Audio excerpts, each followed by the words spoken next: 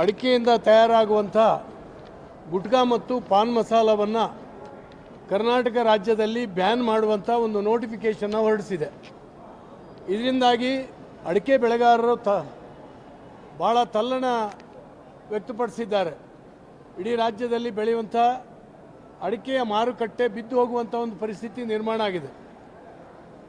ಇಡೀ ದೇಶದಲ್ಲಿ 60 ಭಾಗಕ್ಕಿಂತ ಹೆಚ್ಚು ಅಡಿಕೆಯನ್ನು ಕರ್ನಾಟಕ ರಾಜ್ಯದಲ್ಲಿ ಉತ್ಪಾದನೆ ಆಗ್ತಾಯಿದೆ.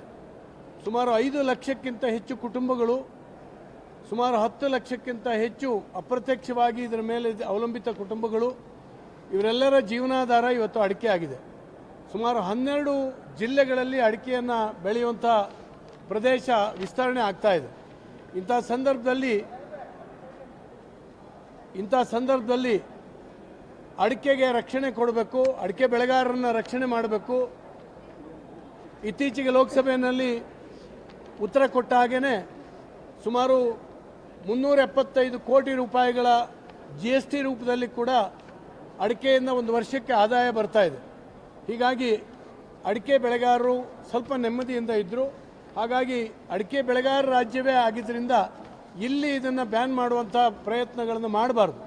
ಯಾಕೆಂದರೆ ನಾವು ಅಡಿಕೆಗೆ ಪರ್ಯಾಯವಾಗಿರ್ತಕ್ಕಂಥ ಮಾರ್ಗವನ್ನು ಕಂಡುಹಿಡಿಯುವವರೆಗೆ ಅಡಿಕೆ ಬೆಳೆಗಾರರಿಗೆ ರಕ್ಷಣೆ ಬೇಕು. ಗುಟ್ಕಾಗೆ ಅಡಿಕೆ ಹೋದ್ರ ಮೇಲೆ ಬೆಳೆಯ ವಿಸ್ತಾರ ಆಗಿದೆ ಅನ್ನುವಂಥದ್ದನ್ನ ಇವತ್ತು ಮಾನ್ಯ ಮುಖ್ಯಮಂತ್ರಿಗಳಿಗೆ ಅರಿಕೆ ಮಾಡಿಕೊಟ್ಟಿವಿ. ನಾವು ಎಲ್ಲ ಪಕ್ಷಗಳ ಶಾಸಕರು, ಅದು BJP, ಕಾಂಗ್ರೆಸ್ಸು,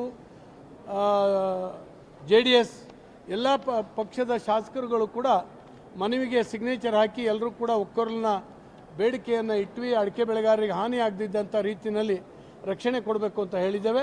ಮಾನ್ಯ ಮುಖ್ಯಮಂತ್ರಿಗಳು ಸಾನುಭೂತಿಯಿಂದ ಅದನ್ನು ಕೇಳಿ ಖಂಡಿತವಾಗೂ ಅಡಿಕೆ ಬೆಳೆಗಾರರಿಗೆ ತೊಂದರೆ ಮಾಡೋದಿಲ್ಲ ನಮ್ಮ ಸರ್ಕಾರ ಅನ್ನುವಂಥ ಮಾತನ್ನು ಇವತ್ತು ಹೇಳಿ ಮನವಿಯನ್ನು ಸ್ವೀಕಾರ ಮಾಡಿದ್ದಾರೆ.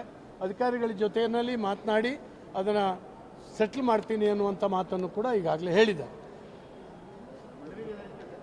ಮನವಿ ಕಾಪಿ ಇದು ನಾವು ಶೇರ್ ಮಾಡ್ತೀವಿ ಅಲ್ಲಿ ನಿಮಗೆ ಕೊಡ್ತೀನಿ.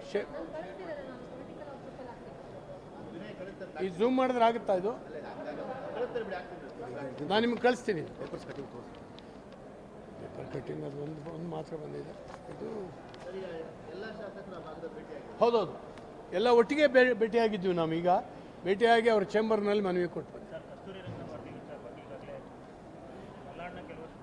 ಇಲ್ಲ, ಕಸ್ತೂರಿ ರಂಗನ್ ವರದಿಯ ಬಗ್ಗೆನೂ ಕೂಡ ಮಾನ್ಯ ಮುಖ್ಯಮಂತ್ರಿಗಳನ್ನ ಸೋಮವಾರ ದಿನ ನಾವು ಭೇಟಿಯಾಗಿ ತಕರಾರು ಹಾಕಬೇಕು ಅಂತ ಹೇಳ್ತೇವೆ.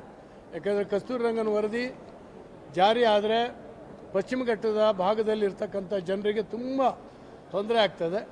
ಅದನ್ನು ಕಳೆದ ಎಲ್ಲ ಸರ್ಕಾರಗಳು ಕೂಡ ವಿರೋಧ ಮಾಡ್ಕೊಂಡು ಒಪ್ಪಿಗೆ ಕೊಟ್ಟಿರಲಿಲ್ಲ. ಈ ಸರ್ಕಾರಕ್ಕೂ ಕೂಡ ನಾವು ವಿನಂತಿ ಮಾಡ್ತಿದ್ದೇವೆ. Thank you.